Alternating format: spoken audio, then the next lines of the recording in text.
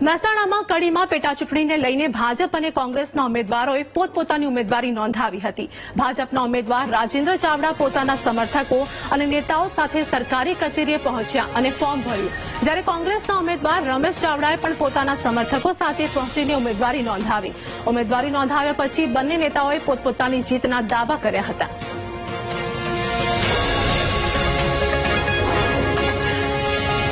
તો મહેસાણામાં કડીમાં પેટા ચૂંટણીને લઈને ભાજપ અને કોંગ્રેસના ઉમેદવારોએ પોતપોતાની ઉમેદવારી નોંધાવી હતી। ભાજપના ઉમેદવાર રાજેન્દ્ર ચાવડા પોતાના સમર્થકો અને નેતાઓ સાથે સરકારી કચેરીએ પહોંચ્યા અને ફોર્મ ભર્યું હતું।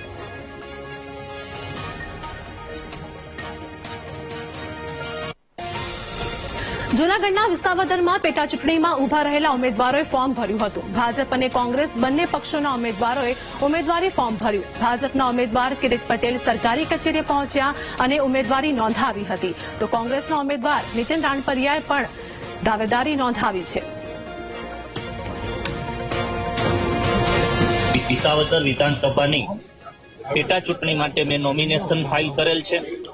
આજે વિસાવદર, ભેસાણ અને જૂનાગઢ તાલુકાના લગભગ 157 ગામમાંથી ખૂબ જ મોટી માત્રામાં ખેડૂત ભાઈઓ, કિસાન બહેનો આ બધાએ ભાગ લીધેલ હતો અને વિશ્વાસ છે કે આગામી 19 તારીખે મતદાન થશે ત્યારે ભારતીય જનતા પાર્ટીનો જ્વલંત વિજય થશે તેનો મને વિશ્વાસ છે। અમે કોઈ વાણી વિલાસ કરવામાં કોઈ માનતા નથી।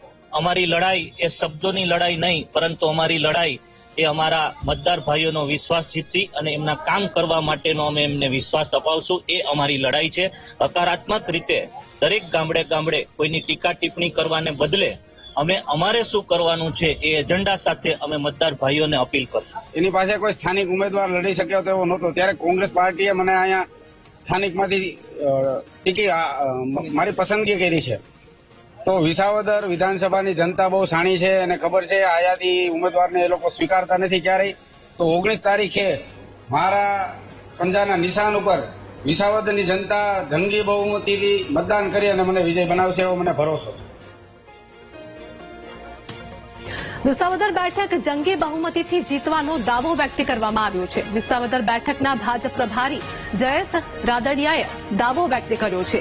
ભાજપ તરફથી કિરીટ પટેલે પણ ઉમેદવારી નોંધાવી છે। તો અમારા કાર્યકરોની શક્તિ પર મને ભરોસો છે તેવું જયેશ રાદડિયા દ્વારા કહેવામાં આવ્યું।